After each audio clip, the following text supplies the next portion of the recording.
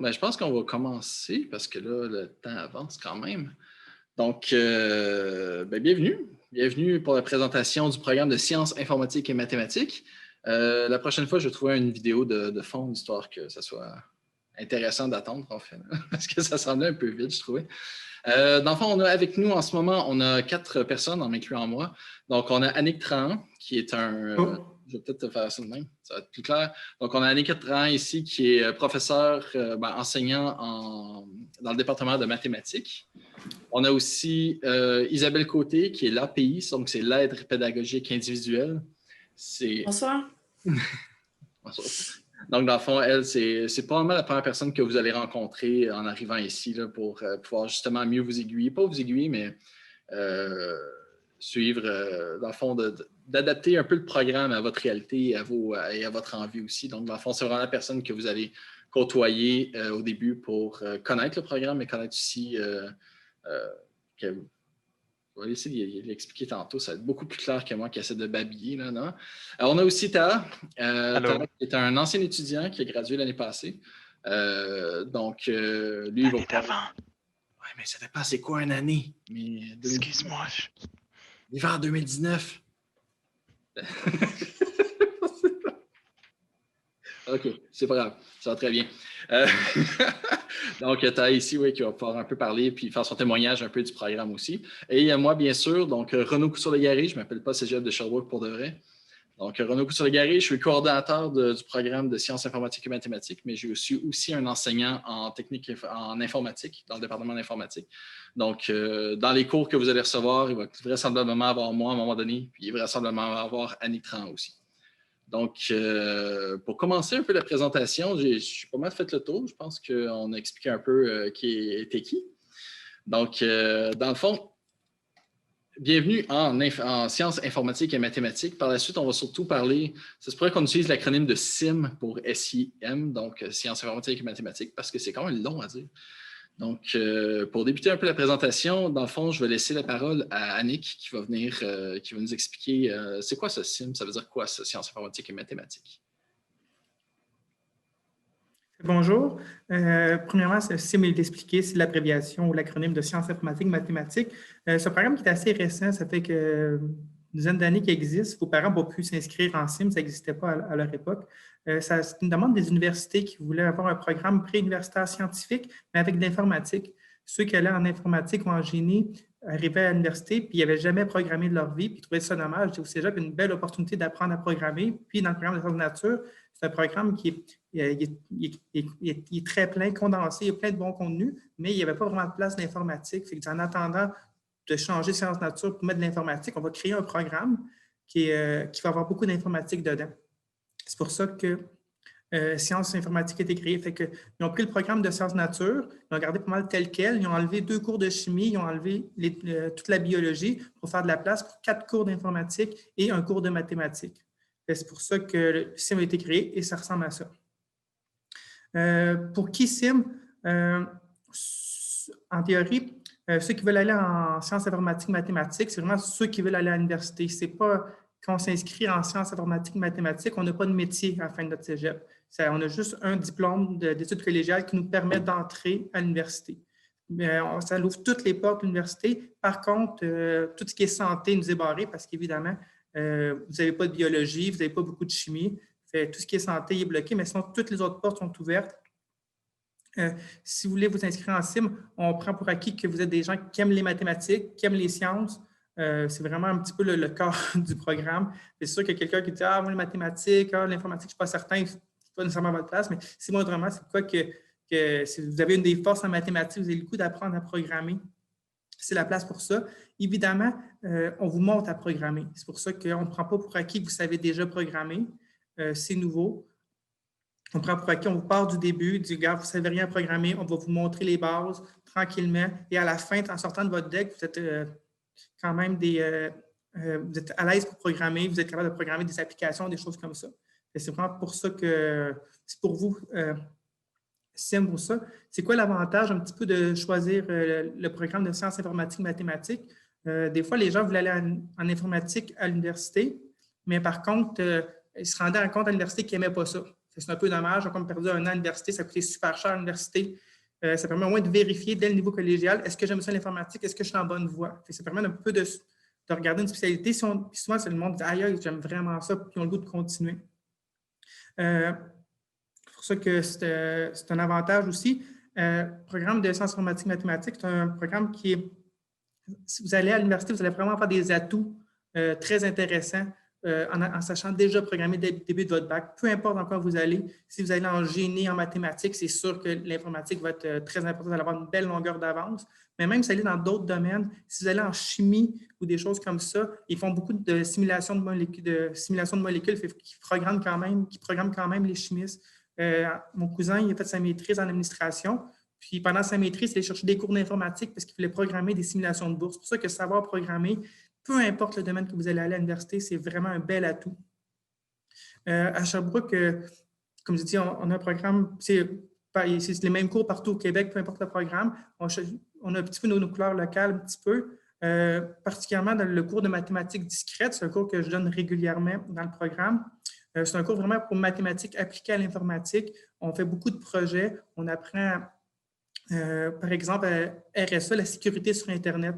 On apprend l'algorithme mathématique qui rend que c'est sécuritaire, mettre notre numéro de carte de crédit sur Internet.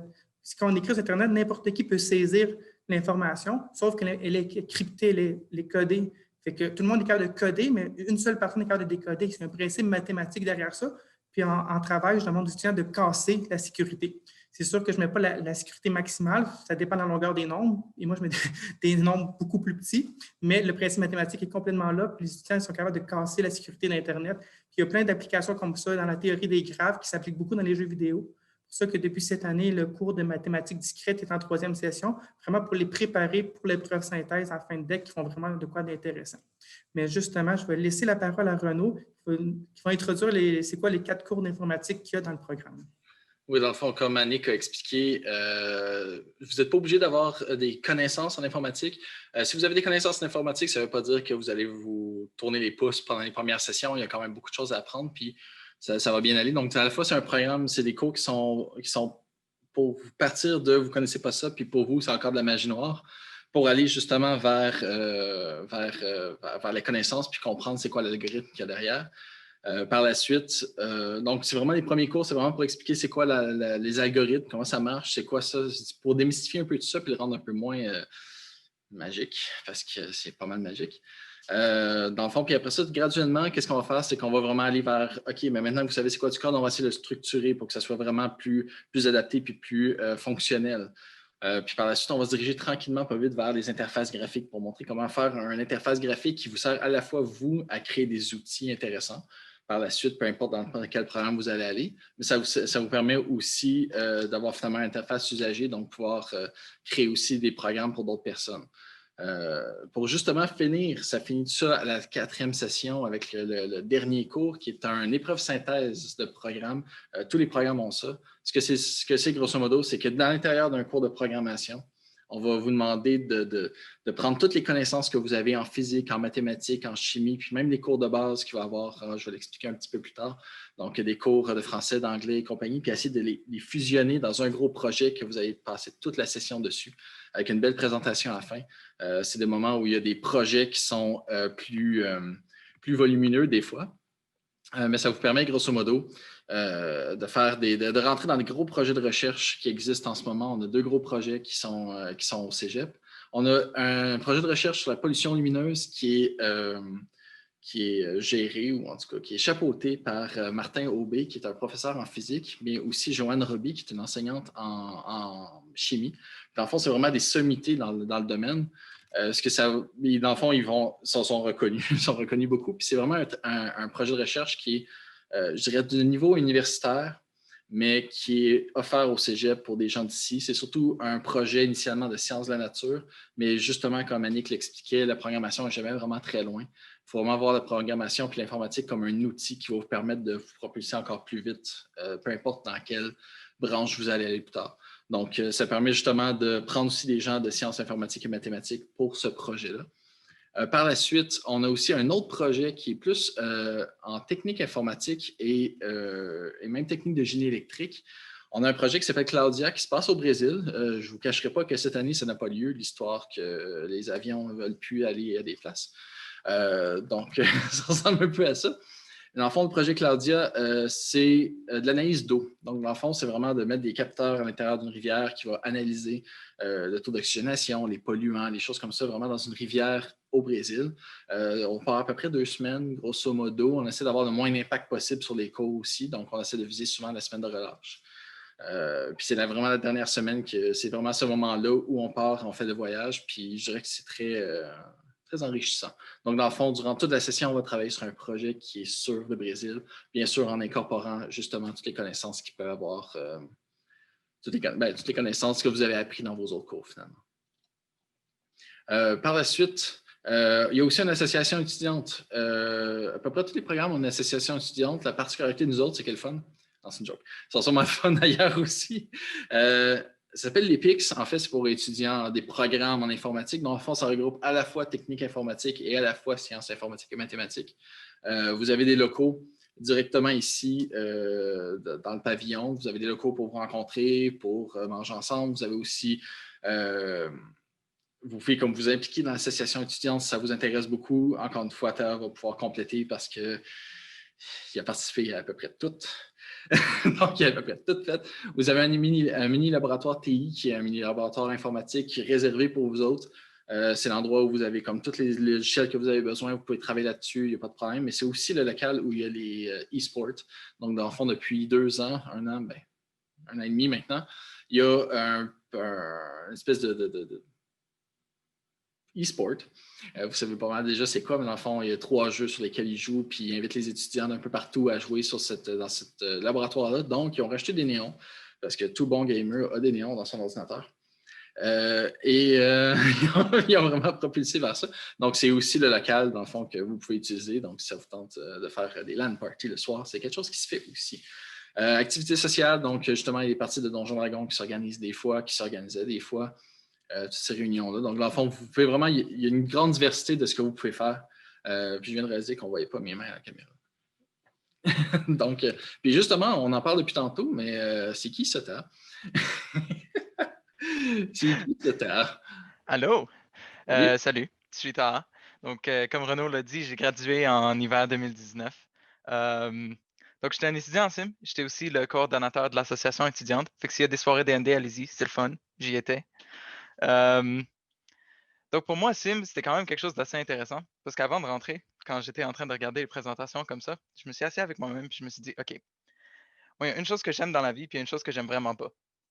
J'aime pas les sciences de la santé. Moi, tout ce qui est biologie, tout ce qui est chimie, le plus loin c'est, le plus heureux je suis. Puis, déjà au secondaire, je commençais à m'intéresser à l'informatique. Fait que savoir qu'il y avait sciences informatiques et mathématiques au cégep de Sherbrooke, ça a comme simplifié mon choix de programme. Je me suis dit, il y a de l'informatique, il n'y a pas de bio. Ce programme, c'est moi au cégep. Donc, pour moi, c'était comme ça les 2 aspects les plus importants pour moi. Puis justement, c'est un programme que j'ai vraiment apprécié. L'informatique, ils nous prennent vraiment le temps d'expliquer tous les concepts en classe. On part du début comme si on ne savait rien. Moi-même, je ne savais pas grand-chose dans le temps. Puis petit à petit, on arrive à faire des programmes. Je me souviens, on avait fait plusieurs jeux. On avait fait une application Android.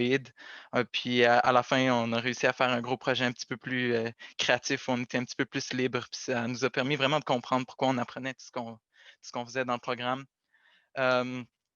Ça nous a permis d'apprendre beaucoup, moi et ma cohorte. Puis ça fait que, rendu à l'université, en ce moment, je suis ingénieur logiciel à l'Université de McGill. Ça fait que mes premiers cours d'informatique, ils sont passés comme dans du beurre. C'était des concepts qu'on avait tous acquis au cégep. Fait que ça a vraiment aidé pour la première année, surtout. J'ai des amis qui ont même, dans d'autres universités, l'Université de Montréal, à Sherbrooke, qui ont réussi à se faire créditer des cours, presque une session de cours même. Fait que ça a permis de prendre une longueur d'avance là-dessus. Aussi, ce qui est particulier, surtout au cégep de Sherbrooke, c'est que le cours de mathématiques discrètes, moi je l'ai eu d'Annick, c'est un cours qui est très rigoureux. Puis c'est un des 2 seuls chez cégep dont le cours de mathématiques discrètes est considéré comme un équivalent au cours universitaire qui est donné à McGill. Donc moi, je viens de faire créditer ce cours-là, fait que mes maths discrètes, elles sont déjà faites. Ça m'a permis de redéplacer un peu mes cours dans mon horaire. Puis ça, en fait, jusqu'à aujourd'hui, je ressens ces effets de sim qui me suivent encore puis qui me permettent de prendre de l'avance par rapport aux autres. Donc, c'est vraiment un beau programme. Il y a une belle ambiance dans la classe, fait que j'espère que vous allez le considérer sérieusement dans vos choix. Merci beaucoup, Tara. Dans le fond, c'est un peu ça, effectivement. Mais là, je ne suis pas si agaçant que ça quand même. Là. Je présume que c'est pas moi que tu dis que Sim te suit partout. C'est gentil. Oui, il est trop drôle. C'est bon, dans le fond, oui, c'est vraiment ça. Merci beaucoup, Tara, d'avoir participé. Justement, il y a aussi, plus tard, je vais vous donner une adresse pour un site web. Sur lesquels vous allez aussi trouver comme d'autres témoignages d'autres étudiants qui ont entre autres fait les projets de pollution lumineuse comme je parlais tantôt, mais éventuellement, il y en a un aussi qui va parler du projet Claudia. Donc, tout ça va être en ligne, puis vous allez pouvoir l'écouter par la suite. Grosso modo, le cégep, comment ça fonctionne, c'est que vous avez une formation générale que vous êtes obligé de faire, malheureusement.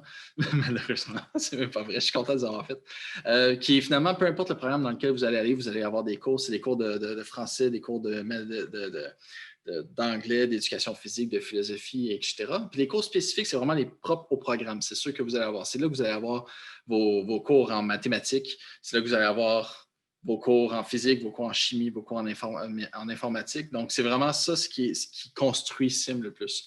Donc, dans le fond, c'est ça. La particularité de formation, c'est qu'on va avoir vraiment un anglais il y a un cours d'anglais qui se donne qui est vraiment propre au programme. Donc, c'est vraiment un anglais spécifique au côté scientifique. Donc, dans le fond, c'est à la fois les gens de sciences de la nature ont ce cours-là, mais nous autres aussi.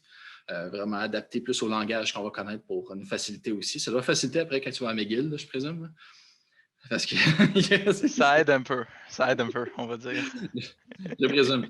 Dans le fond, qu'est-ce qui est important de savoir aussi, c'est que vous autres, vous étiez habitués d'avoir un programme, de rentrer le matin, d'avoir des cours, puis de sortir, puis de dire « OK, j'ai fini ma journée ».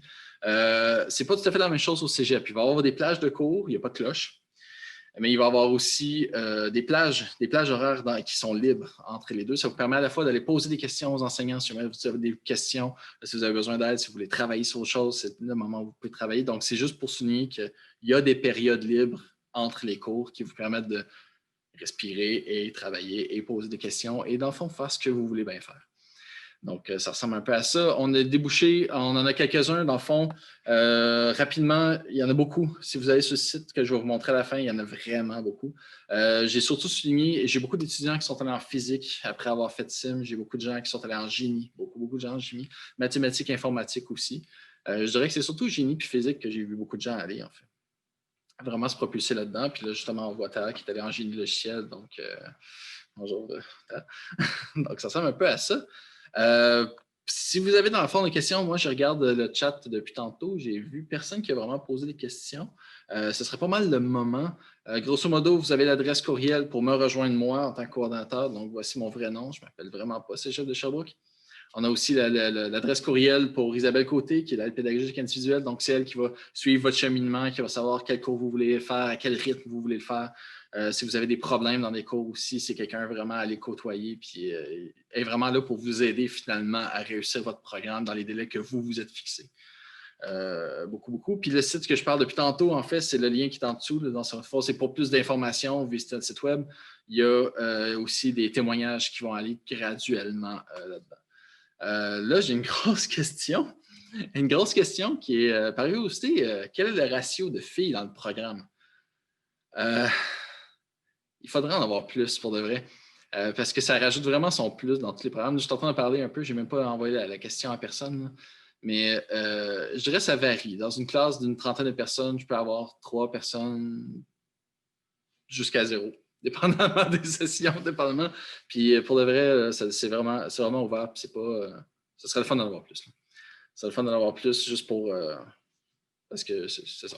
C'est un programme qui mérite d'avoir plus de gens diversifiés. Avons-nous besoin d'un ordinateur pour les cours? Non, vous n'avez pas besoin d'ordinateur. Si vous en avez, éventuellement, vous allez pouvoir les utiliser. Dans le fond, on a des laboratoires, un peu comme ici, qui a déjà tout le matériel pour fonctionner, pour passer les cours. Vous avez aussi votre mini-lab TI, donc si vous voulez travailler et que le local est utilisé pour un autre cours, vous êtes dans votre milieu de TI, c'est à vous autres, vous pouvez comme travailler amplement là. Puis éventuellement, vous allez avoir aussi, éventuellement, vous allez pouvoir partir vos portables dans les cours, ça ne me dérangera pas du tout. Je parle de jeu, mais c'est parce que ça ne me dérange vraiment pas beaucoup. Donc, c'est ça. N'hésitez pas, si jamais il y a d'autres questions. Pour l'instant, c'est les deux seuls que j'ai. Ah non, va-t-on apprendre à construire un ordinateur? Non. Dans le fond, il y a beaucoup de choses en informatique qu'on peut toucher. Puis ce qu'on a décidé de vraiment focusser pour Sim, c'est vraiment d'avoir un plan pour de vous donner des outils finalement, puis de focusser sur l'aspect scientifique de la chose. Donc, on ne va pas vraiment dans la construction des ordinateurs, on ne va pas non plus dans les pages web et dans les constructions comme ça, on reste du côté plus applicatif. Donc, on va faire des applications pour les ordinateurs, on va faire des applications pour le mobile. On va faire, donc, c'est vraiment plus ça qu'on essaie de voir en programmation. En 4 cours de programmation, vous allez voir que ça avance. Ça avance. Vous partez de, comme tu disais, vous partez de c'est quoi sur un ordinateur à wow, j'ai fait une application Android en 3 heures.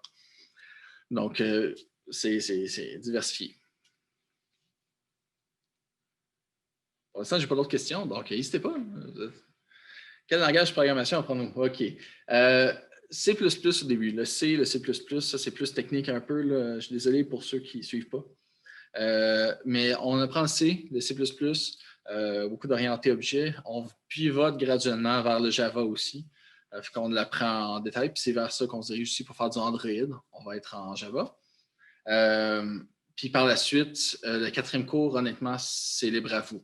Je pense que Tala ici avait utilisé C# avec un Unity pour faire l'interface graphique. Puis il s'est dit, je vais apprendre un nouveau langage avec des nouveaux outils pour faire quelque chose en sciences. Puis il est parti comme ça. Puis ça donnait un projet présentable à la fin.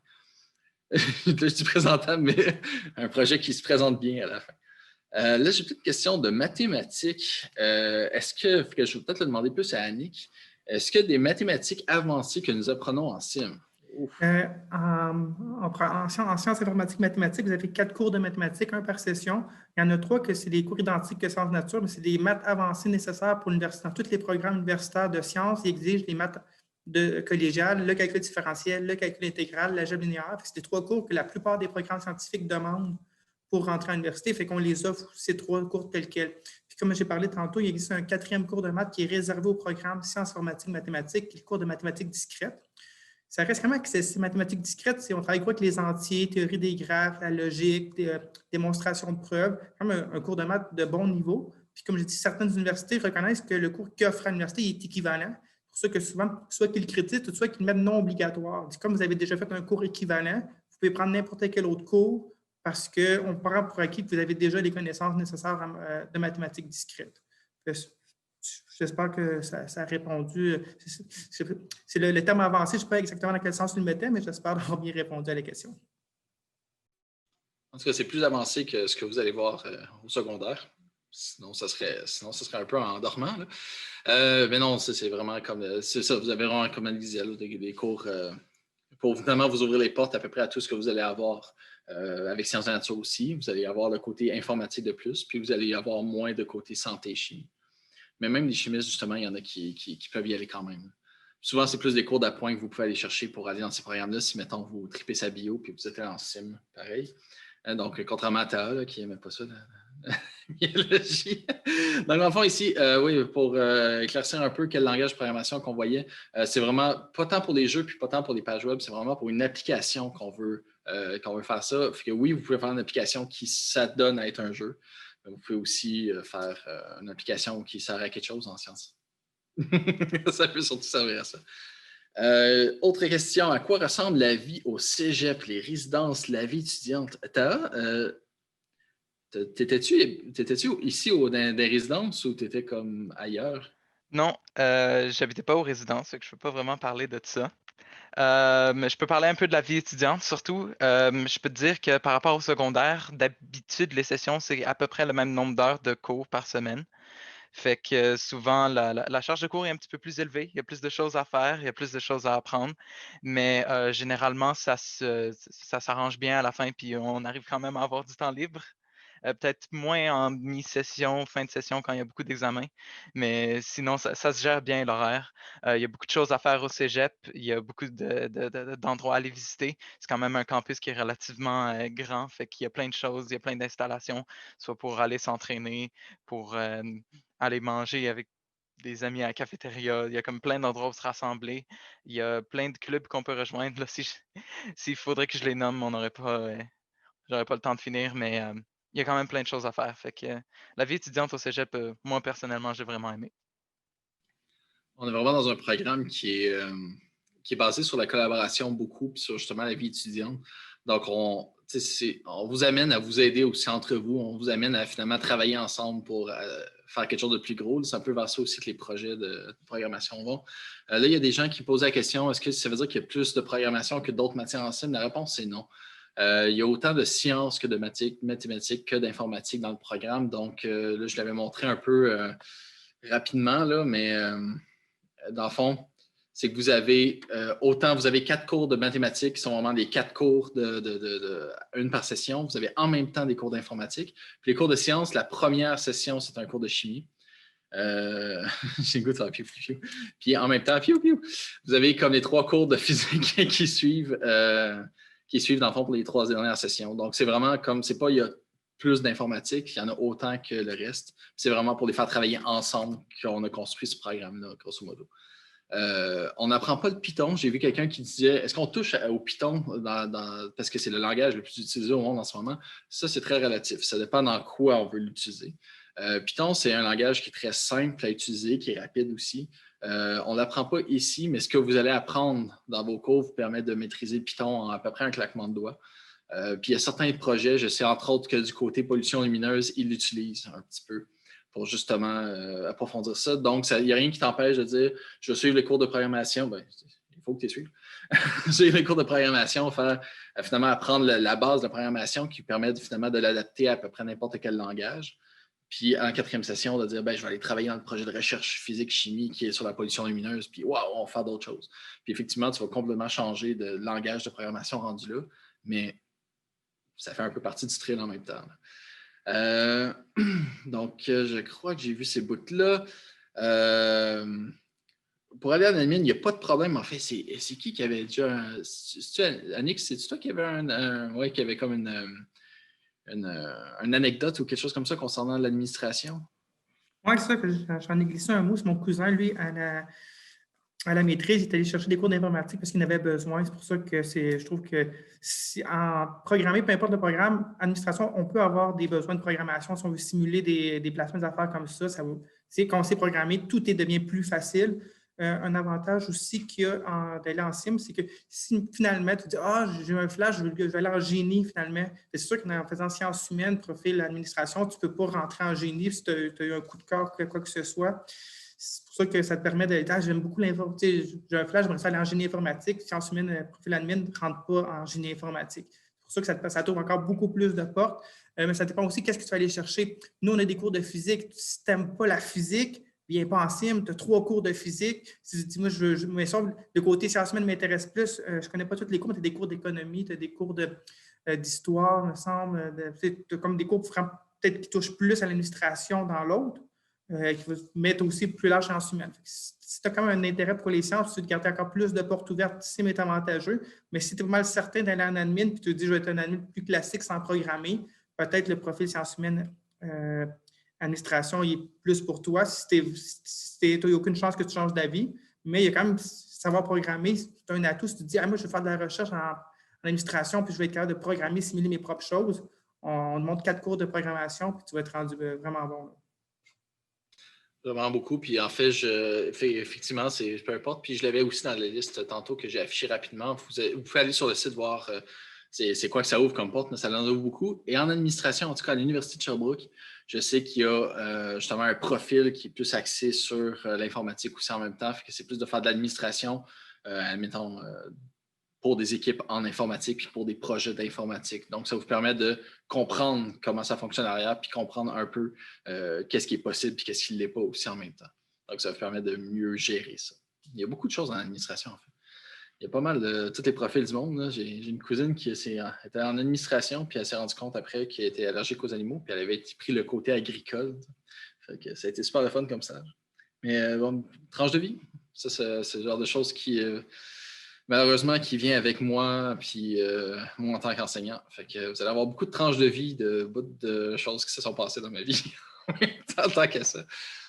Pour l'instant, je n'ai pas d'autres questions. Il est rendu 6h33. Je ne sais pas c'est quoi l'espèce de limite officielle pour le temps des questions. Est-ce qu'on peut rester un peu s'il y a d'autres questions ou on arrête ça là? Ou pour l'instant, ça ne bouge pas? Je peux parler plus si tu en as besoin. Pour éviter le moment embarrassant de Ouais. la caméra est sur moi, puis j'ai rien à dire. Mais c'est ça, ben écoute, c'est peut-être aussi une clôture qui va arriver aussi bientôt. Là. Si tu as quelque chose à dire, vas-y, Tal. Le micro est à toi. Peut-être une dernière chose que je voudrais rajouter, quelque chose qui est particulier à SIM, mais qui n'est pas une propriété directe du programme ou du curriculum. Vu que souvent les gens en SIM, ils ferment leurs portes pour les sciences de la santé, ça fait que les programmes les plus contingentés à l'université sont souvent inaccessibles. Donc, ça fait que SIM, il y a comme cette espèce d'ambiance de groupe qu'on retrouve un petit peu moins dans les cours qu'on a avec sciences naturelles. Fait que c'est un côté un peu plus différent, un peu plus subjectif à Sim, où les gens ont beaucoup plus tendance à s'entraîner, à rigoler entre eux. Avec Renaud, on a tendance à rigoler un peu en classe et tout. Fait que ça ramène une ambiance qui est très différente. Fait que moi, c'est peut-être la partie que j'ai le plus appréciée du programme. Fait que pour moi, c'est important de le mentionner, c'est tout. Merci beaucoup. Je prends, ce flattage comme étant un flattage. Merci beaucoup, Tal. Dans le fond, encore une fois, pour plus d'informations, voici les coordonnées. Vous pouvez me rejoindre moi ou Isabelle, dépendamment des questions que vous avez. Sinon, écrivez au premier, puis je redirigerai la question à quelqu'un d'autre si ce n'est pas moi qui va directement y répondre. Donc, merci beaucoup. Merci beaucoup d'avoir été présent et d'avoir surtout passé le temps un mercredi soir dans l'heure du souper pour venir nous regarder au travers des caméras, mais on n'a pas de masque. C'est ça qui est génial. J'espère qu'on en aura plus bientôt aussi parce que voilà. Fait que merci beaucoup au monde virtuel qui continue à se connecter et à venir nous voir. Donc, moi, je pense que ça va finir là. J'ai rien d'autre à dire. Merci beaucoup.